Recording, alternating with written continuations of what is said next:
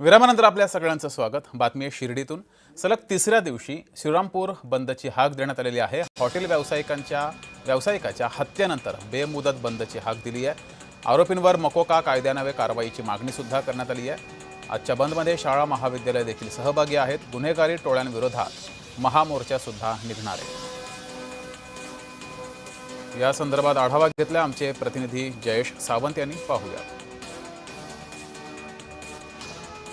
अहिल्यानगर जिल्ह्यातील श्रीरामपूर येथे वाढलेल्या गुन्हेगारी विरोधात श्रीरामपूरकर आता आक्रमक झाले आहेत। गेल्या 3 दिवसांपासून या ठिकाणी जे आहेत बाजारपेठ बंद असून आपण बघतोय की या गुन्हेगारांविरोधात कठोर कारवाईसाठी श्रीरामपूरकर आक्रमक झाल्याचं चित्र बघायला मिळत आहे। या ठिकाणी शनिवारी जे आहेत एका हॉटेल व्यावसायिकावर प्राणघातक हल्ला झाला आणि त्यात त्याचा मृत्यू झाला। त्यानंतर श्रीरामपूरकरांनी आक्रमक होत या ठिकाणी श्रीरामपूर पोलीस ठाण्यात मयत आकाश दुबैया याचा मृतदेह घेऊन या ठिकाणी ठिय्या आंदोलन केलं। या आंदोलनामध्ये स्थानिक आमदार हेमंत ओगले असतील, नगराध्यक्ष करण सासने असतील, यासह सर्व पक्षीय जे आहेत नेत्यांनी सहभाग घेत श्रीरामपूरतील गुन्हेगारी कुठेतरी मोडून काढावी याकरता कठोर पावले उचलावी।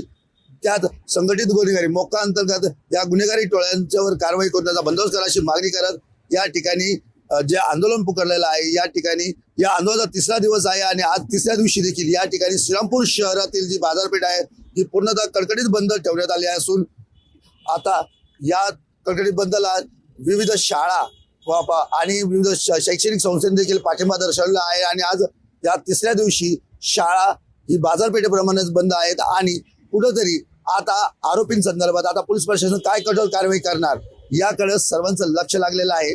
जय सावंत, जय महाराष्ट्र न्यूज करता श्रीरामपूर, अहिल्यानगर। बातमी मुंबईतून।